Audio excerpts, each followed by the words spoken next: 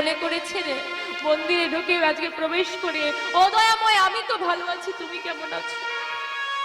এত ভক্ত বসে আছি এখানে, কোনোদিন জিজ্ঞেস করেছি দয়াময় তুমি কেমন আছো? জিজ্ঞেস করি, প্রশ্ন করিনি।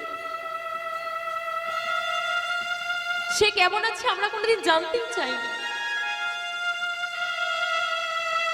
আমাদের ভালোবাসা বড় স্বার্থপর মা। ও দয়াময়, এবছর তোমার পুজোয় ছেলেকে নিয়ে এসেছি, পরের বছর তোমার পুজোর মধ্যে ছেলের চাকরিটা হয়ে গেলে 50 কেজি বাতাসা হরি লুটে দেব। চাকরিটা না হলে 50 বাতাসা দয়াময়ের মন্দিরে আসে না।